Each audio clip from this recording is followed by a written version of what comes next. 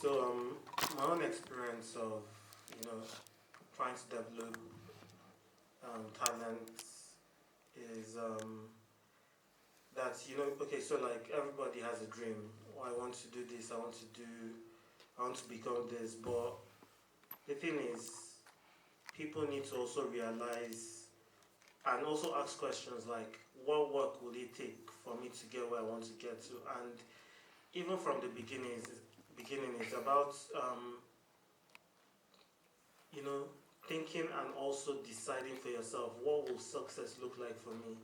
So as a filmmaker, you ask me, oh, do I consider myself successful?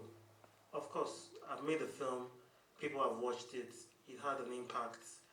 There's another type of success, which is my film breaking the box office records or opening in several countries.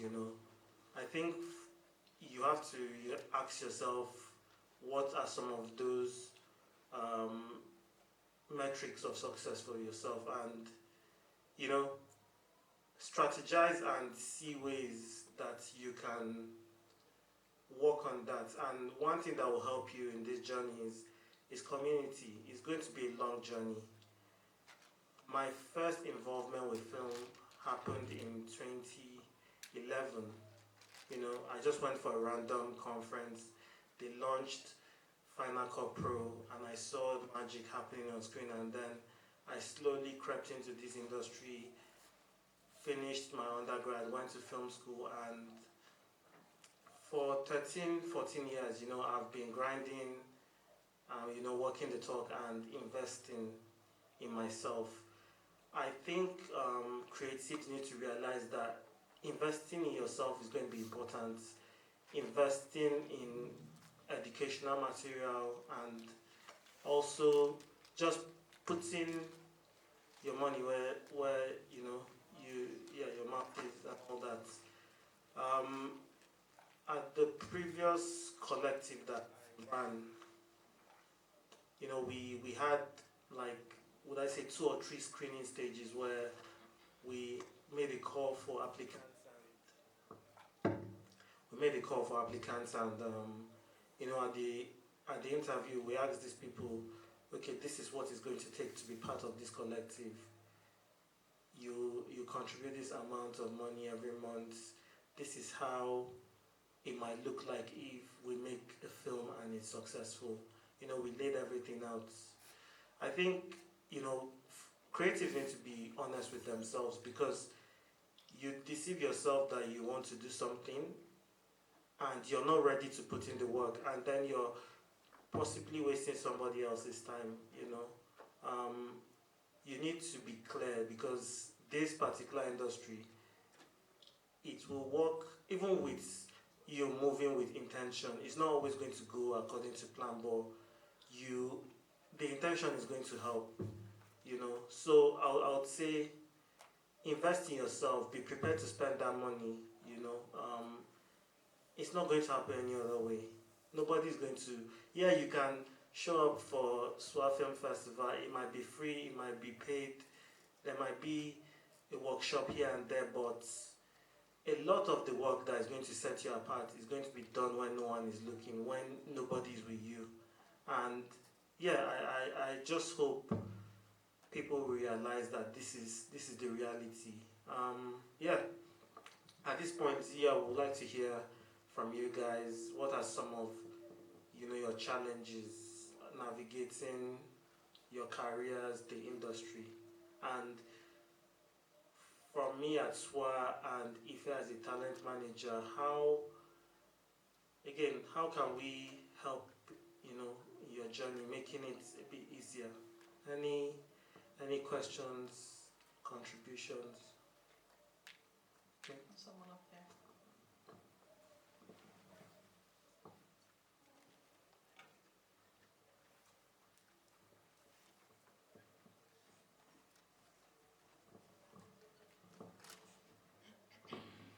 Thank you. So I actually wanted to mention this when Sifa was around, and Emil. I had an experience, I think it was last year or early this year, where didn't know about this, but I learned that in the American movie industry, when you make a movie, even as the filmmaker, the studio actually hires another company to make the trailer. So the director of the movie does not make the trailer. This is something that it never came across my mind. I usually thought maybe the editor would cut the trailer, because I do know that editors sometimes will cut versions of the movie or a trailer for the studio. But when it comes to the stuff that's going out, they actually hire a company. So I met someone who actually was from a company in America that does that. And so we were exchanging war stories. So I told him a story about how in last year I was actually hired to write a movie. But interestingly enough, I was hired to write a movie by someone who was an editor. And so I wrote the first act, and because they hadn't given me a note, there wasn't like a written story of the movie I was told, right? It was narrated to me on the phone for whatever reason. And then I got stuck on the first act, and I called him and I said, I'm stuck here, let me send you what I've written. So I sent him the script. And then he sent it back to me, and he basically trashed everything that I'd written. And I remember feeling a particular kind of way, and I said, what's wrong? And he said, and I sort of explained to him, I'm building the world of the character and everything. And he said something very important to me. He said, let me tell you something. If I shoot everything that you write as an editor, I'm cutting 90% of it. This does not make sense. Do not put this in the movie. Write this, and that I tell you to, that leads to this. And I remember begrudgingly, I did exactly what he said.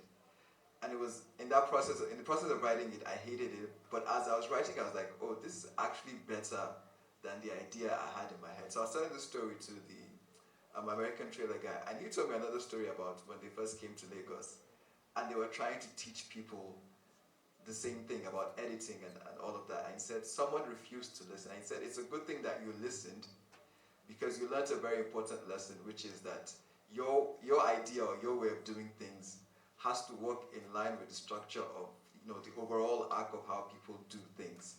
Otherwise, you would be left behind. And he said the people that refused to listen to him when he first came to Lagos, they missed out on an opportunity of working with American companies. He said you do need to listen to people who have done things before you.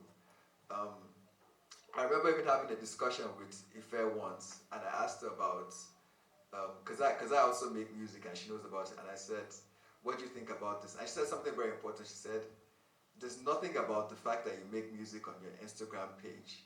That already is a zero.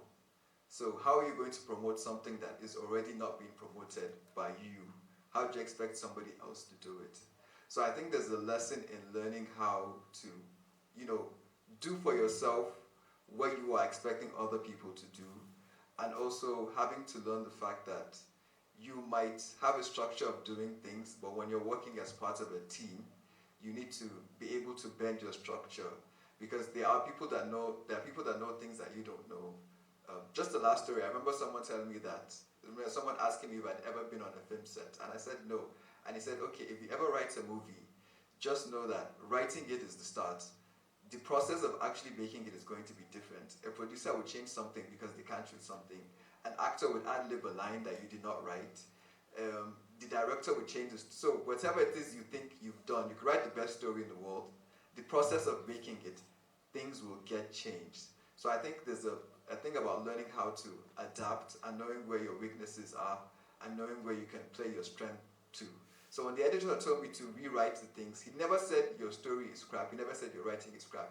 He just basically said what you've done is not going to be useful to the end process. So I think there's a learning process that we all have to do, especially here in Abuja, which is one of the things that hinders us from growing the industry. We haven't learned to learn how to do things, so to speak. Thank you. Thank you for that. Something I've picked from what you've said is basically receiving feedback. Is about receiving feedback. There's always going to be feedback. You have to be able to look at it objectively and see how it can be helpful. As a country in Nigeria, we have a way of working. Now, step out of that. When you come to Abuja, there's a different vibe. Sometimes maybe too relaxed, Um, Again, I think Lagos people are a bit too extra, you know. You need to calm down sometimes. It's not about back to back work and all that. But yeah, at Afrif earlier last month, you know, John Boyega basically talked about why Hollywood is struggling to work with Nigeria, and it's about feedback because you make a film that, to be honest, is not that great, but you and your peers are patting yourself on the back. You're, you know, saying how great it is, and Hollywood has a system where you might be a very talented person, but somebody in the studio, whether they're inexperienced or not, makes the decisions. You have to be able to navigate that, and if you don't navigate that, business will not be done. I don't know whether the story for Nollywood working with the rest of the world is set in stone or if there's something we can change about that, but we'll need to do a lot of work. But the beginning of it is feedback, working with feedback in our collaborations and interactions. Basically, yeah, be open to that stuff because we work on it, and then maybe there'll be a second wave of these people wanting to work with us, and then we have worked on ourselves and we can prove that, okay, yeah, we're open to collaboration, you know, that kind of stuff. When Netflix popped up in India, India already had a structure, but India also had years worth of catalog of films. That before they even commission filmmakers, one film house can give you 2,000 movies. Along with those 2,000 movies will come a million Indians that will come and watch it on your platform. So automatically, it was profitable for a Netflix to stay in India because they were guaranteed quality, they were guaranteed quantity, and they were guaranteed the numbers that will stream the films. Now, as much as there are failures happening in the industry in Hollywood, you need to understand that Hollywood has built a sustainable structure that will carry it even during the valleys. Before you finish making your film, there's a distribution structure, there's a marketing structure, there's a post-event structure. After you get through cinema, it's going to streaming platforms, then it's going to TV, then it's going to, Blu-ray. There are multiple, the entire structure from end to end exists. This is what them James were talking about yesterday. So whether or not your film bombs, the fact that the film is going to go to cinema or even come out in the first place, there's an entire structure from end to end that supports that film. So if your film bombs, they will make money from streaming. If they don't make money from streaming, they will make money from TV. If they don't make money from TV, they'll make money from Blu-ray. If they don't make money from Blu-ray, they'll make money from the sync licensing of the music that they put inside the film. We only have one revenue stream because we do not control our process from end to end. How many cinemas do we have in Nigeria? We have the 6 states. In the north, they barely even have cinemas, but they have the numbers. If we had at least 3 cinemas in each state in the north, do you know that the revenue streams that Nollywood will be enjoying will catapult? Simply because the north has the numbers. Imagine if we now had cinemas across the country. We don't even control our distribution. So if we have 5,000 films that are made in a year, maybe only 500 will make it to the cinema because those filmmakers are able to create a marketing budget for their film to make it to the cinema. From the 500 that will make it to the cinema, maybe only 10 will make it to Netflix. So tell me, how do you make your money? Whether the story is good or not. Again, I'll bring it back to India. Before the foreigners came into India, Indians controlled their distributions across board. Why? The structure of the Indian film industry is built on family dynasties and family legacies. So in one family, you have producers, you have directors, you have cinema owners. They will build the structure for themselves so that the entire family can run an entire enterprise for film. Now, if you have 50 film families across the country, you own your distribution chains. Now, with their cinemas, they have multiple levels. They have the community theaters, they have the single screens, then they have the multiplexes. which means that the common man can watch films at the community cinema. The middle class can watch films at the single screens. The rich people can watch films at the multiplex. So they're making money across all the classes. When Netflix and Amazon now popped up, Indians created at least 10 different platforms to rival Netflix and Amazon. So automatically, that creates multiple streams of income because your film, Netflix can decide to take your film for 1 year. As it's leaving Netflix, it's going to Amazon. As it's leaving Amazon, it's going to Z5 or Balaji TV or Alt TV. Of course, the money will be made. And then they make a shit ton of money, forgive my French, from the music that they used to sell their film. So while Nigerians are laughing at the fact that they are doing tinini tanana, they are cashing out. Because the music from the film is a promotional tool to market the film, but it is a revenue generating stream of income. So Hollywood will always make money, regardless of the quality of what they put out. Also, they have positioned their industry to be seen as the industry to aspire for. So people will always look at Hollywood as the standard, even when they're failing. How many people even know that Hollywood is failing? They don't see it that way. I hope I've been able to convince you, not confuse you, that we have work to do. All right, my own contribution is, talking about how this year hasn't been a good year for films. I think part of it is coming from, Hollywood, Hollywood makes a lot of types of films, but at some point, I guess everybody can attest to the fact that there was superhero movie fatigue. Yes. And Hollywood found their silver bullet that makes them 1 billion, and they just throw in movies at us, and it's now at this point. And it's also the reason why a company like A24 excites people. Because it's not formulaic. The things are changing. Now, talking about India is one example. China, there's a quota for foreign movies that enter their industry. And this forces people to watch their own films, and they have built their own things. They love their culture, they love their films, and, they have done that for themselves, and, Japan and Korea. yeah. For us as Nigerians, I think one way to look at all this is that we need to.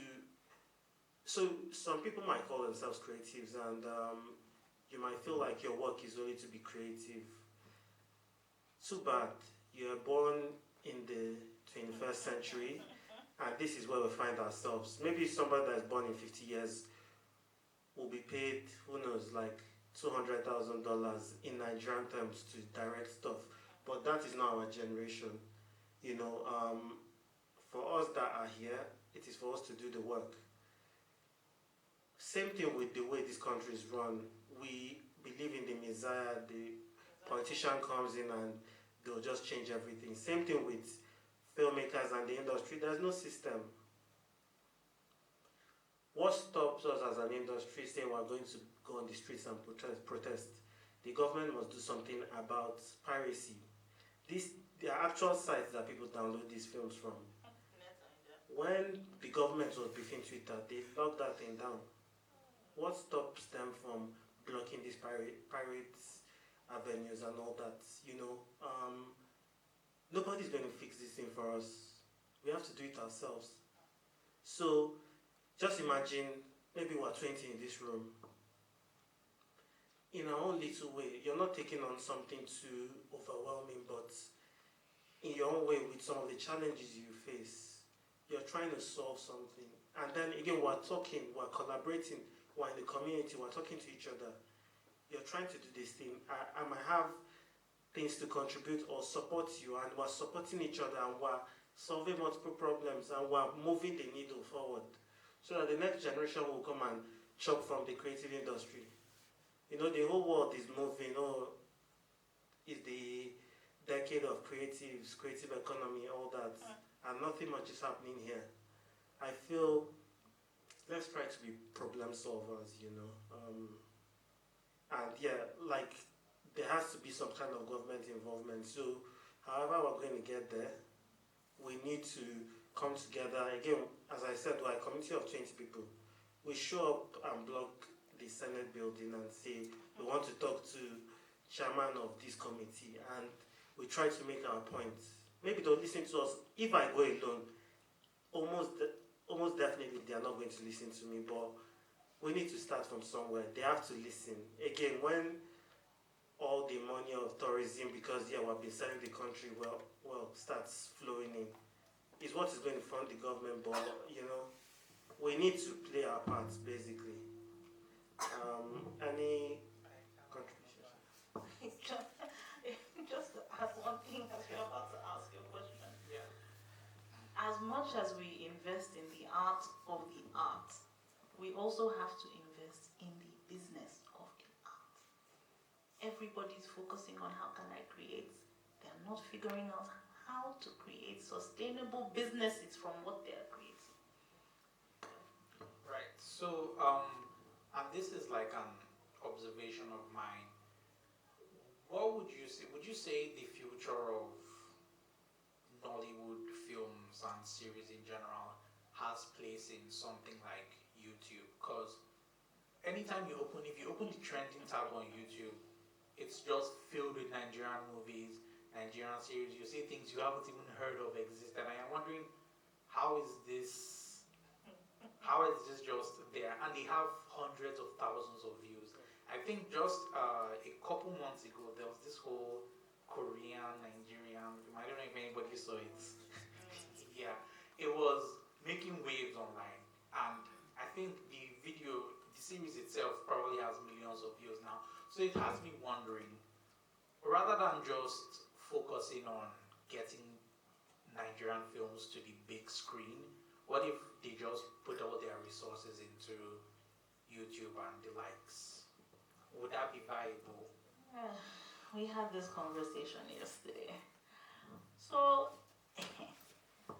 people started flocking to YouTube because of the fact that there are bottlenecks in our distribution system. The distribution system is already flawed. Then when you now add the fact that we have gatekeepers in the distribution system, there are huge bottlenecks. Which is why, like I said, maybe 1% of the films that are made make it to cinema. And then half of that percent now makes it to streaming, right? So in a bid to figure out how to control distribution, our filmmakers now run to YouTube. It's not particularly a bad thing, but it's also not particularly sustainable either. Because at what point do you put a cap on the creativity of what you're putting on YouTube? If you watch what's happening on YouTube, first of all, for an emerging filmmaker, YouTube will stress you. Because until you have 4,000 subscribers and 1 million views, you don't start earning. Yes? It's a person who has the money that will now invest heavily in marketing to hit those numbers for them to start earning. And even when you start earning, you don't start earning the millions immediately. It's still something that grows over time. However, if you also look at the films that are going to YouTube, the quality of the storytelling is subpar. Why? Because it empowers people who have no business making films to make films so that they can generate revenue. Now, if you clear the sand, you will find some films of substance that are only there simply because they cannot get their film to the cinema. They can't get their film to YouTube or, to Netflix or Amazon. And I'm sorry, the African Magic DSTV system has always been flawed. So, access. Oh, should I? Oh my God. So, some years ago, around 2015, I found out that for you to get your content on African Magic or DSTV, they had like a vetting board of people in-house that screen the content that is sent to them, and then they approve it, and you get paid maybe $1,000 per episode or $1,000 for your film and stuff. So those people in that board, they catch me. Those people in that board, they will now come outside, set up a shell company to become buyers. Oh yes, They will now negotiate with the filmmaker to take less, so that they will now pocket half. So if you now don't conform to their own ways, your film will not make it past the viewing room. That is how Nigerians do themselves. It's the same thing happening in the cinema space. Our beautiful distributors. They have people that your film will always pass the mark. Then you have people that your film will never pass the mark. And a lot of the time, you can't go around them. These are the struggles. This is what drove people to YouTube. Do you know what it means for Netflix to come to Nigeria? It's a big deal. But if only 0.5% of the films that are made in a year make it to Netflix simply because Netflix went through a distribution company to get content, right? In India, I always have to come back to India because look, the Indian way of life is actually not very different from our own. The difference is that they value what is theirs. So they will not allow anyone to come and dictate how they should consume what is theirs. When Netflix and Amazon Prime came into India, they didn't have to go through distribution. They had to go to the film houses to request for content.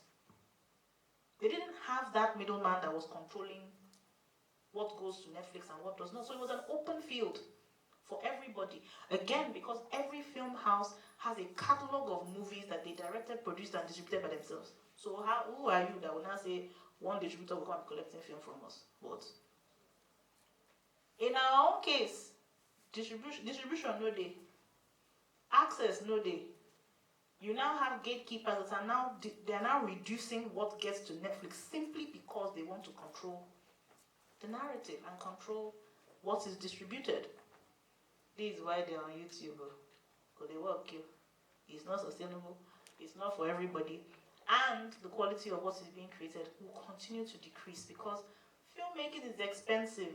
So half of people that are going to YouTube, they're like, if I want to do a big film, I can spend 50 million. But if I'm going to do YouTube, I'm going to spend 500. Okay? You will now be watching things that just be making you do. I mean, I love Bimbo Ademoye. Her hustle is intact, but I can't watch half of what she puts out. The first couple of films that she did were great, but if you keep watching, it's constantly a watered down version of what has been put out, or a replica of a replica of a replica. At what point? She has just managed to build a brand that she can constantly monetize. At some point, you see this superhero fatigue you're talking about. Once that fatigue sets in, you will see how the numbers will decline. It's not Babalawo that is doing you. It's not village people. It's the fact that your content has not evolved. That is it. Alright, my own contribution to that is that YouTube is not the solution, really. This is a foreign company that is influenced by global trends and all that. Nigerians have seen a cash cow. How can we game the system? Let us do subpar stuff. Let us do this whole thing. We're churning out a lot. What is going to happen is that, Nigerian creators already earn less than American creators. Yeah. For YouTube as a company, they are happy that you're watching content and they are showing you ads and all that. I don't know whether at some point they are going to say, okay, let us reduce what we're paying these people. But YouTube is they're in the business of eyes. So yeah, people are going to get tired of this formulaic stuff that keeps getting out. With other industries, they have possibly 10, 15 possible ways and accessible ways to monetize your content, and it is a meritocracy. Nigeria, I made the film last year. I did the premiere here in September. Before I even got distribution for that, more than a year passed, of which the project was already ready. From the gatekeepers or whatever, they are the ones that have been sending stuff to Netflix and Amazon. Sometimes I see films on Netflix and Amazon, and I'm like, I've made a short film. I've made a web series. The one that came out last year was a feature film. That was my first one. I'm not going to stay at that level. So if you watch it, you might have some opinions about it. But it was something better than some of the films that came on these platforms. And again, we're talking about how these things, like the subpart things, are kind of affecting how the streamers and content buyers interact with us. Unless, again, we deal with this issue of empowering certain people, not setting up foolproof systems. Like in Nigeria, a lot of people make money from conflict of interest, which is not supposed to be. Like you're in a company, you're doing procurement, you bring your brother. It's not supposed to work like that. Somebody has made a film, brilliant film, but I don't want him to collect this money, so I'm going to block him. Netflix has left. These people have chopped money, the money will finish. This pie could have grown bigger. But they were, myopic in their vision, and now we're here. When Netflix announced what they were doing, there was a new platform that was announced, Circuits. I think, I don't know if it's a Nigerian company, but it could be one way. If it's a Nigerian company, great. We are creating solutions that are powered by how things happen here. So when a film comes out, premium films, they'll be on Circuits for like 12 weeks. So we talk about cinema, maybe Circuits, and then maybe Netflix can have a bite at it, eventually TV stations and the rest. But the thing is, we need to take ownership for some of these things. We can't keep getting played left, right, center. Netflix played us. Amazon started this year. I don't know whether it's in April or March or May. They kicked us to this side. Netflix called the movers and shakers in the industry for the Last Supper a soiree. It could have been the Last Supper before they dropped this bomb on us. Different people are playing us, and we have to again insulate ourselves in a way and have our own solutions, so that we're not just rushing to these people, because they can smell desperation, and then it's going to be a different negotiation tactic that ensues from there. Any closing thoughts from you, Ife? I think one of the solutions to this problem, aside, because everybody's always quick to say, oh, we need to improve our storytelling. Yes, we do. But again, do we even understand the business of the films that we are making? Now, right off the bat, if distribution is the problem, why are we not creating alternative distribution platforms for film? Like I said, when Netflix entered India, in less than 5 months, 5 different platforms sprung up to compete with Netflix. We used to have Iroko TV. I don't know what happened. Iroko TV was ahead of its time. The man was commissioning films. Then he was giving out 500K, 1 million budget for people to do, I won't say low budget films, but at least middle budget films that could go straight to his platform. Obviously, at the time, I don't think he had fully figured out the metrics of it, which is why maybe it wasn't as sustainable. But Iroko TV, if it had worked today, it would have automatically been an alternative to a Netflix. If your film doesn't make it to Netflix, Iroko TV will buy it. Now, if we set up alternative distribution platforms, what will happen is that you will now have platforms that serve different levels of filmmakers, and you end up empowering them. Netflix, at the end of the day, whether our content is amazing or not, they will only buy the high quality content, then they will commission the directors and producers that they know can guarantee them high quality content. But if you have platforms that can cater to the emerging filmmakers, the art house filmmakers, that can put together short films, mini-series on a 1 million to 2 million naira budget, a platform will serve that. The subscription money will be maybe a little less, but then it serves a certain type of filmmaker.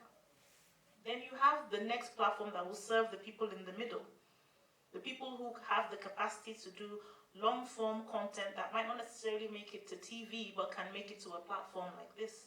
Then you empower them between the 3 to 5 million naira budget to put something together for you. The thing is, the moment you start to empower these filmmakers and ensure that there's a certain revenue stream, what happens is that even if you don't commission them, they now get to a point where they know that if they do the work will be seen somewhere. It can go somewhere. And they won't be at the mercy of the gatekeepers who are holding cinema to ransom. Thank you. All right.